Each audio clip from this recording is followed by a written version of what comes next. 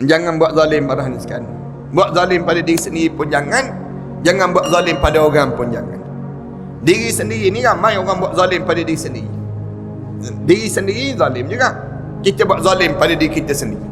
Zalim pada orang lain pun ramai juga dalam hidup. Kita ni buat khianat pada orang tu, buat khianat pada orang ni. Walaupun dia dalam bentuk tamparan, dalam bentuk pukulan. Bila kita pukul kan, katakanlah kita ni nampak kecil je, kita kata gurau je, tapi gurau biawak dia panggil. Yang jenis gurau, jumpa dengan kawan kan, hidup lagi engkau, dia sebut. Hidup lagi engkau, dia sebut. Kawan tu kena tu dah lah sakit kena tampar sekali, kemudian sakit hati pula. Orang tanya hidup ke tak hidup. Nak sebutnya, ada kan orang yang jenis gurau demikian.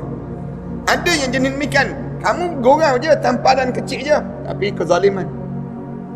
Orang ni terasa hati, dia tengok orang lah. Sebab tu bila kita nak bergurau, Islam tak larang, tapi kena tengok keadaan.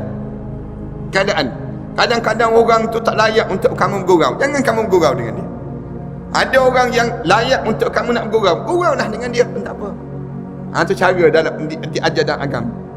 Tidak sesuai penghuni neraka masuk ke dalam neraka, sedangkan dia sedang dituntut oleh seorang penghuni syurga akibat kezaliman yang dilakukannya. Tak masuk dalam neraka lagi selagi mana tak selesai urusan dengan ahli syurga. Ahli syurga nak masuk syurga ni, tapi Allah nak baling dia dalam neraka, Allah nak campak dia dalam neraka. Allah selesai dahulu segala masalah-masalah engkau dengan ahli syurga ni, selesai. Bila selesai, di waktu itulah barulah kamu dicampak dan dihumban ke dalam neraka Allah SWT. Sebab tu kita ni nak lawan kepada perasaan yang dinamakan dengan zalim tadi, maafkanlah. Banyakkan bermaaf-maaf. Kalau kita ni dalam hidup kita ni dalam keadaan yang buat khianat pada orang tu, buat khianat pada orang ni, belajarlah minta maaf dan maafkan. Minta maaf cepat-cepat. Dalam hidup kita ni jangan kita biarkan. Iyalah minta maaf. Jangan biarkan dosa-dosa ini lama je. Tak apalah, tak kisahlah. Kita suami isteri, misal contoh, suami isteri saling bermaaf-maafan. Jangan tunggu raya je, jangan. Tunggu raya nak suruh ambil gambar pula tu, tak tahan. Jangan demikian. Maaf ni, minta maaf. Malam minta maaf je lah bang, saya terhangit sikit masak hari ni, saya sebegini. Suami isteri tu, suami isteri terzalim, terkhianat, terbanyak kita ni suami isteri. Kalau suami isteri dengan jiran tetangga, minta maaf. Maafkanlah, saya tak ada dendam, saya tak ada dendam. Maknanya kitanya jangan simpan dendam. Bila kita simpan dendam, yang ni jadi masalah. Di akhirat tak masuk neraka, ahli neraka tu, selagi mana tak selesai urusan dengan ahli syurga. Kita yang masuk dalam syurga ni pun tak boleh masuk syurga awal juga, jadi lambat juga. Punca apa? Punca kerana kita tak maaf tadi. Orang kita ni kan, sifat dia ni kan, orang Melayu kita ni, aku tak halal dunia akhirat. Dunia akhirat tak apa lagi, 7 keturunan dia sambung sekali. 7 keturunan tu nama kamu je menunggu kita. Yang biasa nak buat contoh tu tak kan, kita ni bila turun masjid tengok selipar tak ada. Selipar kita ni baru je beli, tiba-tiba hilang. Cari-cari tak jumpa. Mula kita cekak pinggang, menatang mana curi selipar aku. Mulut kita tak berhenti lah. Tak halal dunia akhirat. Dunia akhirat tak apa lagi, 7 keturunan dia sambung sekali. Akhirat nanti orang lain semua dah masuk syurga, dia tak masuk syurga lagi. Kenapa tak masuk syurga lagi? Tunggu selipar tak sampai lagi. Nak selesai masalah selipar ni, dendam yang lama kerana kezaliman yang dilakukan. Maafkanlah pada diri kita ni, yang sesama kita kan. Kadang-kadang ada benda yang kita tak sengaja di kalangan kita ni, ada kita maafkanlah pada diri kita. Sahabat bertanya, bagaimana cara membayarnya wahai Rasulullah? Macam mana nak bayar ya Rasulullah? Sedangkan kami telanjang, tidak mempunyai apa-apa pada masa itu ya Rasulullah. Lalu Rasulullah menjawab, dengan kebaikan pahala dan keburukan dosa. Rasulullah jawab demikian. Nak bayar di akhirat nanti ada 2 je. Sama ada kamu ada pahala, sama ada kamu ada dosa. Dua-dua tu kamu bayar. Kalau kamu ada pahala, kamu bagi pahala kamu untuk orang tersebut. Kalau kamu ada dosa, kamu tanggung dosa orang tu untuk diri kamu pula. Bayar juga, maknanya bayar. Di akhirat nanti, dosa pahala ni dikira buat membayar segala benda-benda yang kamu lakukan. Buatnya kamu banyak pahala, kamu bayar. Ramai mana orang yang jadi muflis di akhirat Allah nanti kerana membayar segala hutang piutang terhadap kezaliman yang dilakukan di atas dunia ini semua. Rahman sekian, jangan ingat bila kita kebumikan jenazah, ramai di kalangan kita kan, dia kebumi jenazahnya dia sebut alhamdulillah dah selamat ke bumi. Dia tak fikir orang dalam kubur tu macam mana. Yang dia nampak ke atas je. Dia nampak yang atas je. Yang dalam tersebut, yang dalam tu tak tentu lagi selamat tak selamat. Ramai mana orang kita akan mati dengan hutang. Di Malaysia kita ni lekat hutang. Mati bil telefon tak bayar lagi. Hutang dengan Selcom misal contoh. Allah, nama dia ni masih lagi digunakan oleh anak dan keluarga. Para hadis kan bayangkan, ayah meninggal dunia, bil rumah ni bil elektrik nama ayah. Jadi anak ni dia tak tukar nama. Tak tukar, biar je bil tersebut. Tiap-tiap bulan ayah dia berhutang. Tiap-tiap bulan lagi mana tak tukar nama tu, selagi itulah menanggung hutang. Bila menanggung hutang, kita bayang sebab apa dia? Sebab orang yang menanggung hutang, bila TMP ataupun yang disebut dengan provider ni, dia ni bila dia nak saman, dia saman siapa? Dia saman nama orang ni. Dia tak saman pada anak-anak ni, dia saman nama orang ni. Orang ni lah yang bertanggungjawab. Oleh demikian dalam Islam, bila meninggal dunia, selesaikan hutang, tukar nama. Jangan lama sangat, jangan. Bahkan segala benda yang berkait dengan dunia ni dah tak ada urusan dia di atas dunia ni. Kita tukar hak tanah pun tak tukar. Yang menyebabkan berapa lama ni 90 bilion harta orang Islam yang masih lagi tergantung di Malaysia kita ni, yang tak selesai dalam masalah pusaka. Kadang-kadang kita ni anak-anak yang hidup ni, kita biar je meninggal dunia tu 2-3 tahun tak selesai lagi masalah harta pusaka. Yang menyebabkan tergantung tu dalam kubur tu dalam keadaan terseksa. Kerana apa dia? Kerana zalimnya di kalangan orang yang meninggal dunia pun zalim, yang hidup ni pun zalim. Hidup ni zalim. Kenapa? Biarkan sehingga tak selesai masalah ini sendiri. Jangan barangkan ambil berat terhadap perkara ni, kerana benda ni di antara masalah yang sedang berlaku di kalangan orang yang meninggal dunia. Kita ni tak dengar je mereka bercakap. Kalau kita boleh dengar mereka bercakap, tentu mereka sebut apa dia? Kamu ni bilalah nak selesai masalah saya ni? Kamu ni bilalah pada diri ni? Ini sebut demikian. Kita anak beranak ni pula asyik berkelahi bergaduh, nak berebut harta rumah tu je, nak berebut yang disebut yang tu pun tak selesai di kalangan adik-beradik ini sendiri. Rasulullah bersabda, sahibud dain ma'surun yaumal qiyamati bid-dain. Rasulullah sebut orang yang berhutang akan ditawan oleh hutang-hutangnya pada hari kiamat nanti.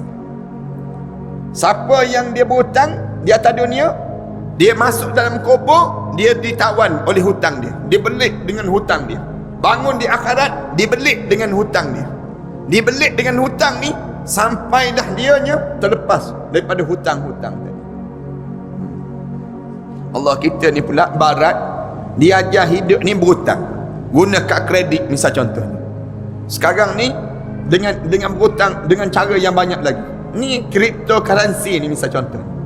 Yang cryptocurrency ni, duit digital ni, Bitcoin dan sebagainya, pun sama juga. Dia terlibat juga ni. Tak kena gaya. Orang boleh curi Bitcoin sekarang ni, orang boleh curi dalam wallet. Faham ke tak faham, buat faham lah sana. Nak sebutnya sampai tahap demikian di kalangan masyarakat kita pada hari ini. Ibnu Mas'ud mengatakan bahawa pada hari akhirat nanti masing-masing diletakkan di depan semua makhluk. Lalu datang satu seruan berikut. Ibnu Mas'ud cerita, dengar satu seruan ini. Orang ini adalah si fulan, anak si fulan. Siapa yang ada hak pada orang ini maka ambillah sekarang. Letak depan ramai-ramai. Bila letak saja depan orang ramai, dia sebut orang ni anak orang ni. Siapa yang ada masalah dengan dia di atas dunia dahulu, sekarang selesai. Sekarang selesai. Masing-masing dakwa, saya kenal dia. Dia pernah janji dengan saya begini.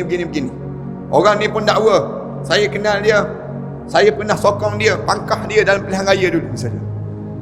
Kemudian saya kenal dia. Semua kenal. Orang ni sebut kenal. Masing-masing bila sebut kenal. Mari. Hak saya yang belum kamu tunaikan itu. Ini Ibnu Mas'ud dia cerita demikian. Ketika orang yang mempunyai hak atas dirinya datang untuk menuntut haknya, Allah Subhanahu wa taala berkata, berikan hak orang itu kepadanya, wahai si fulan. Bila orang tu datang saja, Allah sebut, bagi hak dia yang kamu belum bagi sebelum daripada dia. Kamu bagi pada dia. Dia menjawab, bagaimana aku akan memberikan sekarang, wahai Tuhanku, sedangkan dunia sudah tidak ada lagi. Nak bagi macam mana, wahai Tuhanku? Dunia tak ada dah. Nak balik semula ke dunia tak ada dah. Sebut pada Allah, ya Allah, nak bagi macam mana pada orang ni, ya Allah? Allah Subhanahu wa taala memerintahkan malaikatnya, ambilkan kebaikan yang ada padanya dan serah kepada orang yang menuntut itu mengikut haknya. Malaikat, kamu ambil hak yang kebaikan yang dia pernah buat. Orang ni ada benda yang baik yang dia buat. Dia pernah buat jalan raya misal contohnya. Dia pernah buat begini, dia pernah buat begini. Yang benda yang baik dia bagi kepada orang yang menuntut hak tadi. Lalu dilaksanakan perintah Allah Ta'ala itu oleh malaikat. Jika orang yang berkaitan itu adalah orang yang saleh, maka kebaikan dilipat gandakan oleh Allah Subhanahu wa taala kepadanya, sehingga semua hak orang lain yang ada padanya dapat dibayar dan dia dapat masuk dalam syurga Allah Subhanahu wa taala. Firman Allah Ta'ala, innallaha la yazlimu mithqala dzarratin wa in taku hasanatan yudha'ifha wa yu'ti min ladunhu ajran 'azima. Allah tak pernah buat zalim kepada seorang mithqala dzarrah, walaupun sebesar zarrah. Allah tak pernah buat khianat pada manusia ni walaupun sebesar zarrah. Kamu jangan ingat Allah ni buat zalim pada manusia. Tapi wa in taku hasanatan yudha'ifha, jika kamu buat benda yang baik, Allah gandakan lagi kebaikan-kebaikan kamu. Wa yu'ti min ladunhu ajran 'azima, dan Allah gandakan dan Allah bagi pahala yang besar di sisi Allah Subhanahu wa taala itu. Tetapi jika orang itu adalah orang yang malang, maka kebaikan yang ada pada dia habis. Ibnu Mas'ud sebut, kalau dia ni orang yang jahat, kutik yang baik dia tu dah tak ada dah habis dah kebaikan dia. Namun hak orang lain masih belum dibayar semuanya. Hak orang lain masih belum dibayar lagi. Dia tak mampu untuk dibayar lagi. Kemudian sehingga Allah Subhanahu wa taala berkata pada malaikatnya, ambillah dosa orang lain itu dan diberikan kepadanya pula. Ambil dosa orang tu. Orang yang datang nak tuntut hak tu, ambil dosa dia, bagi dosa tu untuk diri dia. Na'udzubillah min zalik. Minta jauhlah kita daripada Allah demikian, sehingga akhirnya dia dilemparkan ke dalam neraka Allah. Pun dalam keadaan dosa tu masing-masing campak. Dosa siapa? Yang mula-mula sekali, yang awal sekali. Kalau dia seorang suami, dosa isteri dia. Isteri dia datang, bang, saya dahulu memang isteri abang, tapi saya elok-elok dengan ayah, abang datang pujuk kahwin. Kemudian dah kahwin, sejak saya kahwin dengan abang, sekali pun Quran saya tak pernah khatam depan abang. Memang hantaran kahwin tu Quran disebut, tapi Quran tu tak khatam disebut. Isteri mula dakwa, saya Quran pun tak boleh baca bang. Saya tak kenal darah kotor, darah bersih, darah haid, darah nifas. Saya begini. Mula dakwa. Isteri mula dakwa. Dakwa ni mari pahala tu, mari pahala malah sangat nak mengajar. Suami yang tak mengajar isteri. Bila suami tak mengajar isteri tersebut, isteri minta. Kemudian dah habis dah dosa-dosa, habis dah pahala-pahala ni, ambil dosa isteri pula. Mai, abang fikirlah pula dosa-dosa ini. Habis isteri, sebab tu kita kena ingat betul-betul. Suami bila dia buat dosa untuk diri dia. Isteri dia buat dosa untuk diri dia dan suami dia. Tu dia beza dipanggil demikian. Suami kalau dia buat dosa untuk diri dia, itu beza. Pemimpin kalau dia buat dosa untuk diri dia aja. Tapi kalau dia buat dosa, kalau rakyat buat dosa, pemimpin rakyat tu dapat dosa, pemimpin tu pun dapat dosa. Ni beza dipanggil. Suami jadi orang lelaki ni, suami ni dia buat dosa untuk diri dia aja. Isteri tak tanggung dosa dia. Isteri tak tanggung. Tapi menjadi seorang isteri, bila isteri buat dosa, suami akan tanggung, isteri itu pun akan tanggung dosa. Dia beza. Lepas pada habis ni, dia cerita panjang lagi, ulama-ulama bincang benda demikian. Kenapa jadi demikian? Nak sebut tanggungjawab. Habis je isteri, anak pula seorang-seorang dakwa. Datang seorang-seorang. Habis daripada anak-anak, jiran tetangga, adik-beradik, sepupu sepapat, habis datang untuk dakwa-dakwi di padang mahsyar Allah Subhanahu Wa Taala.